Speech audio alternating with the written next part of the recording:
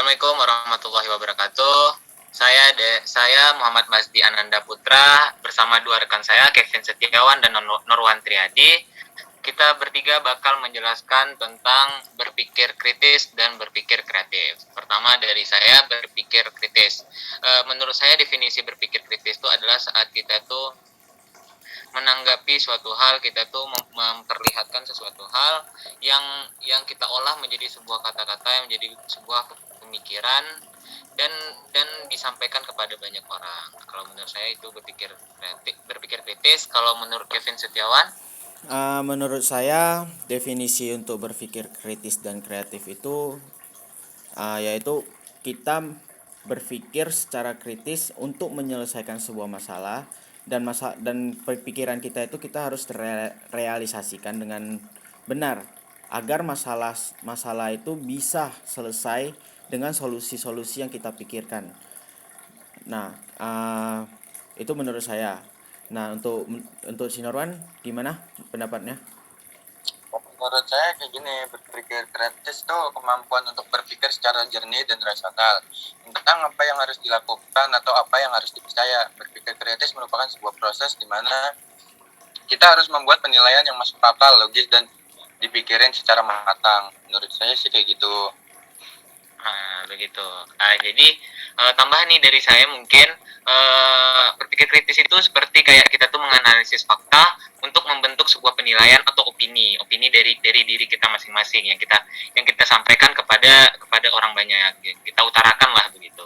Jadi selanjutnya kita bakal ngebahas soal hambatan-hambatan yang sering banget nih terjadi tentang berpikir kritis dan berpikir kreatif. Mungkin pertama kali mungkin dari Norwan. Norwan nih, gimana nih pendapat Norwan? Hambatannya banyak, kayak kebiasaan, itu termasuk lingkungan, terus punya jati diri, takut gagal, nggak mau mengutarakan ide-idenya, jadi dia nggak bisa berpikir kreatif kayak gitu sih. Kalau Kevin gimana, Vin? Kalau menurut saya Apa? hambatan itu ya sama seperti yang dibilang sama Norwan, itu tergantung dari lingkungan, jati diri kita, sama.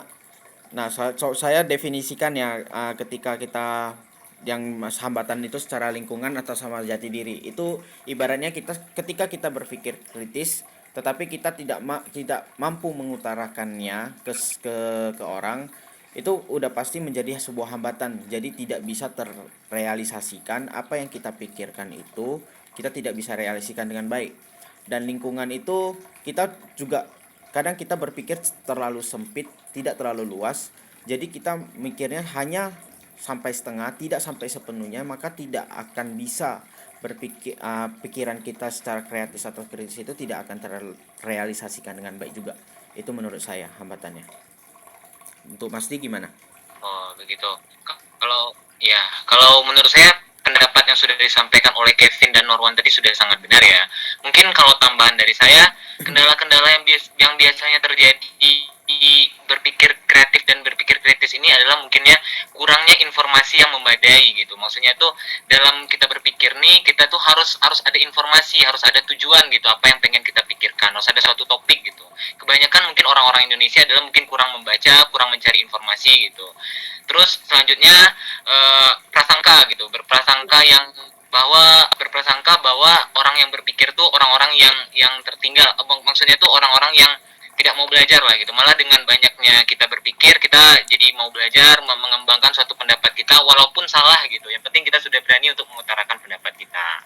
Begitu kalau hambatan mungkin dari kita bertiga seperti itu. Kalau selanjutnya nih kita masuk ke manfaat-manfaat. Pasti banyak banget nih manfaat-manfaat dari berpikir kritis dan berpikir kreatif. Kalau dari Kevin nih gimana nih, Vin? Kalau menurut Kevin? Manfaat-manfaatnya dalam berpikir kritis dan kreatif itu, dengan cara kita berpikir secara kritis itu manfaatnya banyak ya. Manfaatnya kita bisa menyelesaikan banyak hal dalam kehidupan kita sehari-hari, mau itu masalah apapun itu, dalam pribadi, keluarga, pekerjaan, ataupun yang lainnya.